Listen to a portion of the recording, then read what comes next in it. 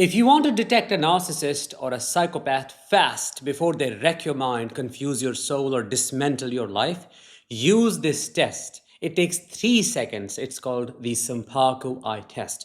You do not need them to speak. You do not need to observe their behavior for weeks. You do not need to wait for the mask to fall. You just need to look into their eyes because their eyes, and everybody's eyes in that case, are the windows to their soul. Their eyes will tell you what their mouth may try to hide. Hi, I am Danish, a narcissistic abuse recovery professional. Welcome to my channel. Today I'm going to talk about a test that will help you to detect a narcissist or a psychopath within seconds. So stay until the very end. Now, before I talk about the test, I need to explain what are Sanpaku eyes, because this is called Sanpaku eyes test, and where did it come from?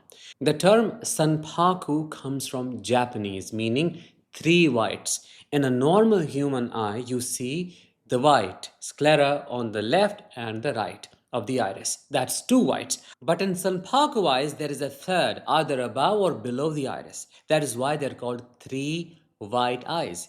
This is not just an aesthetic observation, it is an ancient diagnostic signal believed to show deep psychological, emotional, and even spiritual imbalance. This theory was popularized in the West by George Osawa, the founder of the macrobiotic movement. According to him, Sanpaku eyes were more than just a facial quirk. They were a warning, a sign of what was brewing inside a person if you paid close attention. He divided Sanpaku eyes into two types, Yin Sanpaku and Yang Sanpaku.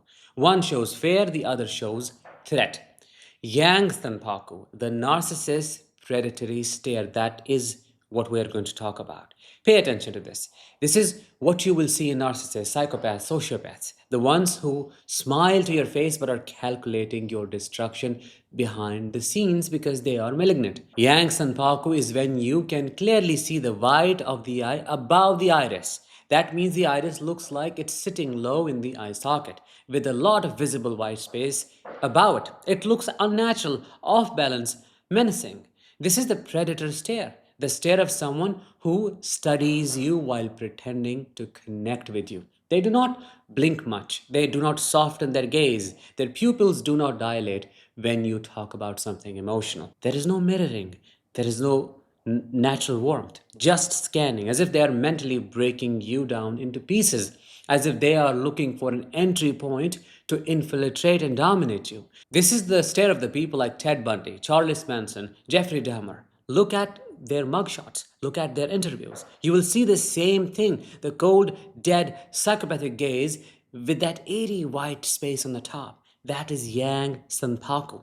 And the shocking part is this is also common in a lot of narcissists, especially the covert ones, the spiritual ones, the I am just brutally honest ones. Look at their eyes during their moments of rage or when they are emotionally detached. You will often see it, that upward Sanpaku stare. It is more than a coincidence. It's the energy of predation leaking through the eyes. Their body knows, their soul knows, and it shows all the time. Now, let me tell you how they behave.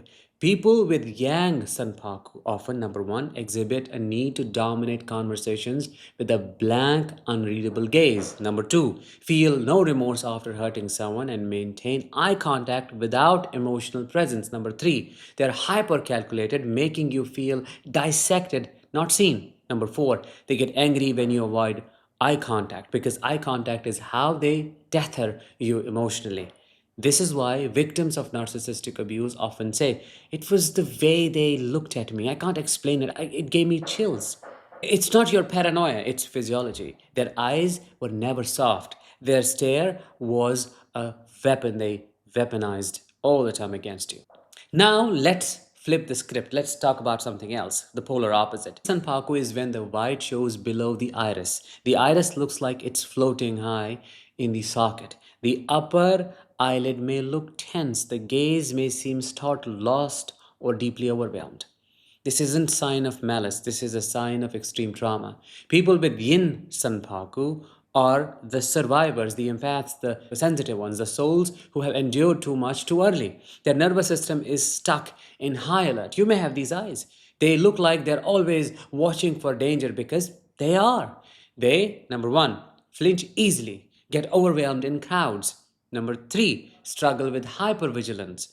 Number 4, often dissociate or freeze in conflict. Do you have any of these traits? I know you have. Let me know in the comments. This is what happens when your system has absorbed more pain than it can process. So, where Yang Sanpaku reflects the predator, Yin Sanpaku reflects the hunted.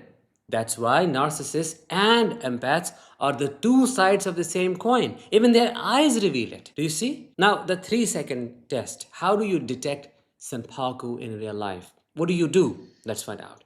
The next time you feel that chill, that weird gut feeling that something is off about someone, pause, lock eyes, just for a few seconds. Here is what to look for. Number 1, look at the iris. Is it centered or does it sit unusually low or high in the socket? Number 2, do you see a clear band of white above the iris while they are staring directly at you? Number 3, does the gaze feel disconnected from emotional presence? Like they are watching you, not with you. Number 4, do you feel small or observed or silently dominated even if they haven't said a word? If yes, you may be looking at Yang Sanpaku. Do not rationalize it, excuse it, or doubt yourself. This is not a diagnostic tool to replace professional assessment, but it is an ancient survival tool, a primal recognition that something is wrong, weirdly wrong, and it is okay to trust that deep feeling. A narcissist can script their speech, they can study empathy, they can fake tears, they can even steal other people's trauma stories and present them as their own. That's how they pretend to be a victim. But they cannot fake the soul, they cannot fake warmth, they cannot fake what happens to their eyes when they feel superior or when they want control, when they silently enjoy your pain. That moment when their mask slips, it always happens through the eyes first. And if you have ever seen it, you know exactly what I'm talking about. The shark like glaze, that look that made your spine tighten before you even understood why. Now you do. Now you know. So let me bring it all together. Not every person with visible sclera is a narcissist. Not everyone with intense eyes is dangerous.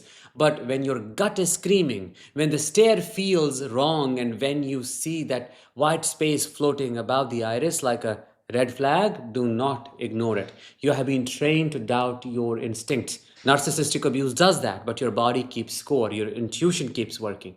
And your eyes, the same way theirs expose them, are wired to recognize danger faster than words ever could. From today, you're not just someone who studies red flags, you are someone who sees them visibly, clearly, and instantly. So trust your eyes and trust your gut. This is the few seconds test that could save you from years of trauma. I hope you resonated with what I had to share today. Let me know in the comments. I will talk to you in the next one. Until then, as always, let the healing begin and continue.